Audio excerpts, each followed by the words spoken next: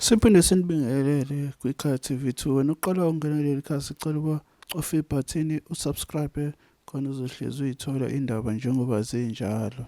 Umongameli we-MK Party uJacob Zuma ubese addressa abalandeli be-MK Party ngaphandle kwenkantolo ngemuva kokuthi kade esenkantolo awumuzweke ekhuluma. Basukume ngawo wonke amandla abo ukuthi babe umkhonto. Bonke bayagwaza nje. Bayagwaza nje.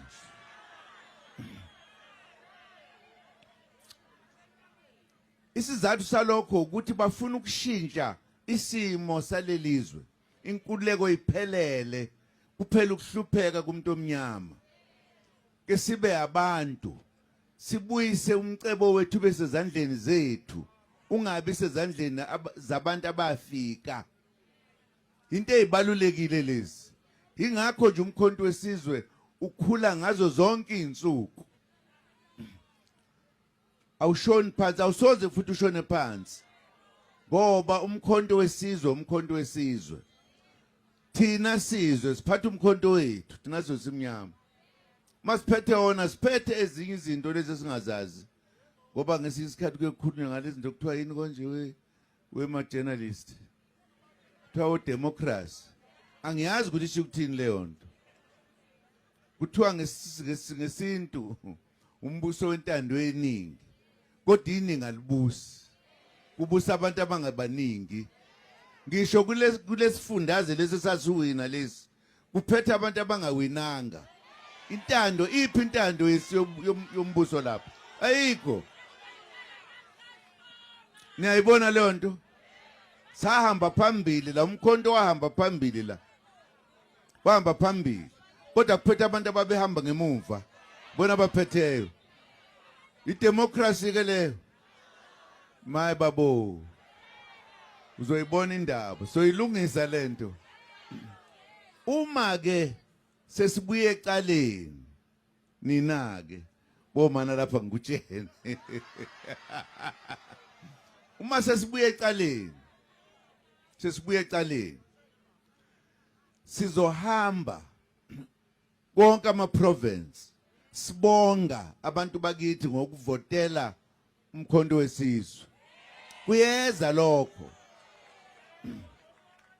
ngoba kubalulekile ukuthi sibonge sicacise ukuthi yini le yasenza ukuthi sithathele amanyathelo. Yini leyenza ukuthi abantu babone ukuthi yona ndlela le eyenkululekweni eya ekukhanyeni. Yona futhi soze singene ngayo ezulwini.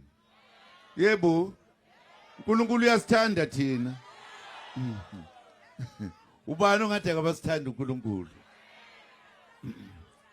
Sijabula kakhulu ukuthi umkhonto wesizwe uyishintshile iSouth Africa. Noma bangathini bathini uyishintshile iSouth Africa. Imasizizwayo ke manje ukuthi sesiye eKhanana ke manje. Siyezulwini la ngempela enkululekweni yangempela.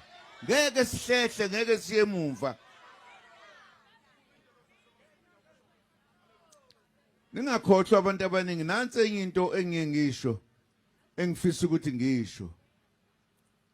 Abantu abamhlophe bathola isu lokuthi basibuse ngoba basihlakaza. Ngifuna ukuthi angisho ukuthi ilokhuzana singabi namaqembu amaningi. Kodwa uyabona uma siba ninganga ke bese siyahlukana sibe igcutswana, negcutswana siyazilimaza thina. Kufuneka sihlangane sibe into eyodwa. Uma singahlangene sihambe ndawonye sonke. Kodwa into engiqinisile ngayo uma senza lokho, uma sihlangane ngomkhonto, ubani ongawazi umkhonto? Akekho umuntu omnyama ongawazi. Kasisuthu siri kilirumo rabatho. Wayitsiba ntweyo. Kuyabuya no. Akipapali kabuwa. Ngiyanibhida njengoba ngiyazi nisutha anisazi noma sengibheda. Bakwethu sizele nje ukuzonibika ukuthi besenkantolo sesiqedile ihlehlisiwe siyotshena ukuthi ijaji lithini ngebe sikubanga namhlanje. Sase sithi ke ngeke sahamba sidlule singanibingelelanga. Njengobona abaholi befike ngobuningi babo. Ukuba bengiyomunye umuntu ngabe ngibabala one by one. Kodwa ke ngoba imina nginomusa ngizobaxolela.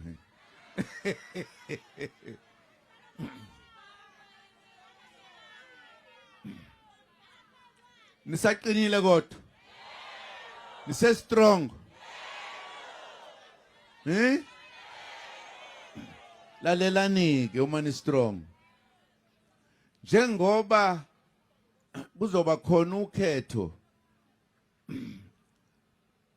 lo lokuthola semakhaya. Siyezwana. Ngesilungu kuthiwa ukhetho lani konje? Local government.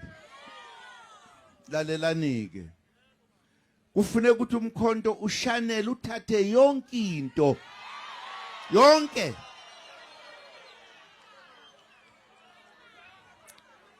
Lokho kuyobe kuyibika. Kuyobe kuyibika. Lokuthi kulolu khetho oluzayo siyobhubhisa. Kuyobhujwa nje. Ngoba sifuna ukulithatha izwe siliphathe. Uma sesiliphethe thina abantu abamnyama sifuna ukukhululeka. Ngoba kwamanje asikakhululeki ngokupheleleyo. Uma umuntu omnyama usahlupheka uyalamba. Ogogo bahola imali encane. Abaholela imali enkulu lokuthi badle. Ingane azikwazi kuya ezikoleni ngoba asinayo imali. Kodwa uhulumeni lo siphetheyo kuthiwa kunento okuthiwa ezokuthiwa ilokhuzana kuthiwa ile nto okuthiwa le nithini economy. Angiyani ukuthi isho ukuthini into okuthiwa i-economy. Kuthi i-economy kufanele ukuthi isize abantu vele abasuthi. Uyezwa? Imali yethu kufanele ukuthi ikhulise thina yenze yondle thina ifundise izingane zethu ungabikho umuntu olambayo. Nansi into esifunayo. Angazi ukuthi yini abantu bangavotela umkhonto wesizwe ukuze kuphele inhlupheko bakwethu. Wonke umuntu omnyama. Akunjalo? Nani